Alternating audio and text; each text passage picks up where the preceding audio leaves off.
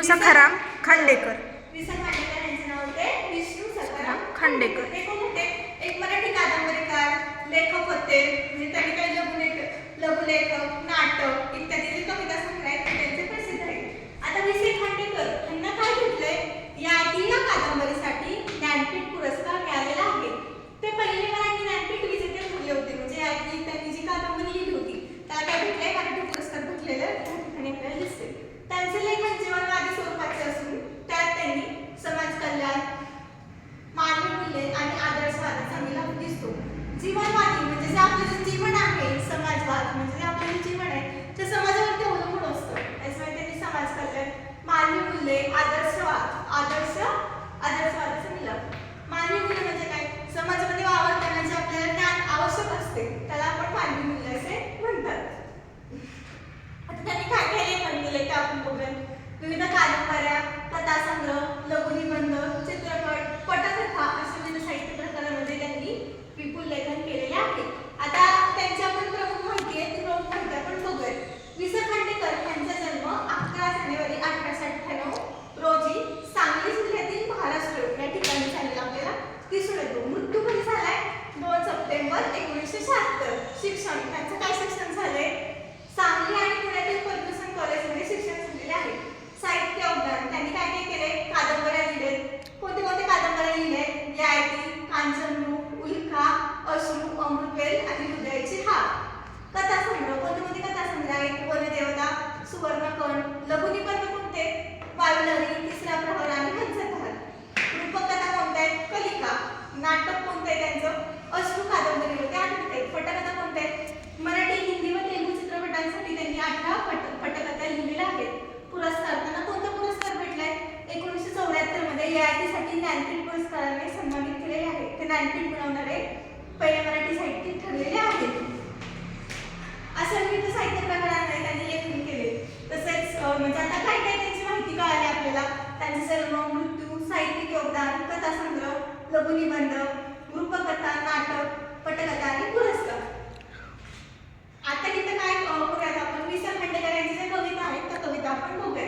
कोणत्या कविता आहेत त्यांच्या? घरी एकच पंथी, मानवी आशा, दीपज्योत, जीवनबंध, जीवनसंगीत, प्रभात आणि संध्याचहा. वि.स. खांडेकर यांच्या कविता विविध नियतकालिकांमध्ये प्रकाशित झालेल्या आहेत. त्यांच्या कवितांमध्ये प्रेम, जीवन, समाज आणि अंतर्मन यासारख्या भावनांचा सुंदर मिलाफ आपल्याला दिसतो. वि.स. खांडेकरांच्या कविता आणि काव्यज्योती या संग्रहातून खालील काही प्रमुख कवितेची नावे आढळतात. वि.स. खांडेकर यांची काही प्रसिद्ध कविता आपण बघितलेला आहोत. आता त्यांची जी प्रसिद्ध कविता होती ती कोणती होती? घरी एकच पंथी. ह्याच्यामध्ये आपण आशय बघूया.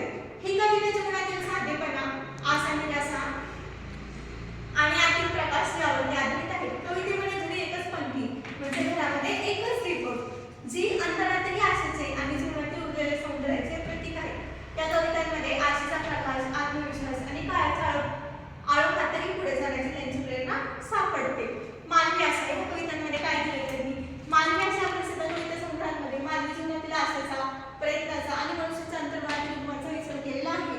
वि.स. खांडेकरांच्या कविता आशा, जीवनमूल्ये, अंतर्मुखता, मानवी भावना आणि प्रकाशांतराचे प्रतीक अशा घटकांभोवती फिरतात. वि.स. खांडेकर यांच्या कथासंग्रह त्यांनी कोणते कथा आणि कथासंग्रह लिहिले ते आपण अभ्यासूया.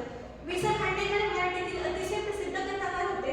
त्यांनी मानवी मन, नातेसंबंध, समाज आणि जीवनमूल्ये यावरती आधारित अनेक सुंदर कथा लिहिलेल्या आढळतात. कथा व कथासंग्रह कोणते त्यांची कथा आहेत? दत्तक, हिरवा चाफा, ऊन पाऊस, पहिलं प्रेम, चंद्र आहे साक्षीला. हा काय झाला त्यांच्या कथा. आता आपण कथासंग्रह बघूयात. गवईबिंदू, हिरवा चाफा, ऊन पाऊस, अमृतवेल. ह्या कथांमध्ये मानवी भावना, प्रेम, त्याग, कर्तव्य, सामाजिक प्रश्न, अंतर्मुख विचार सूक्ष्म आणि प्रभावी पद्धतीने मांडलेले आहेत.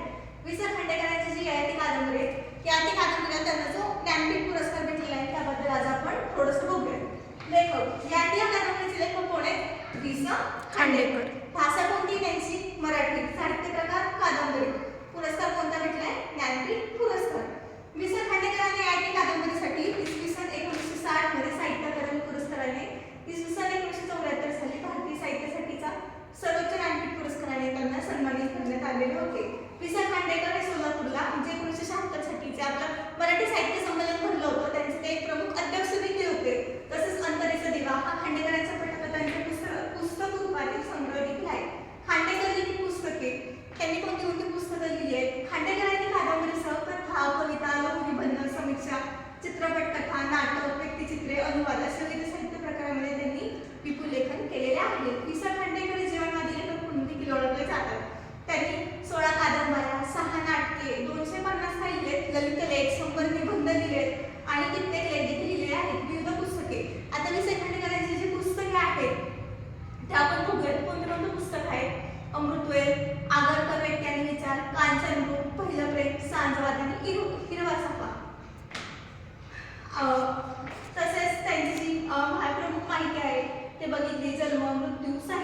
शांतता, संतोष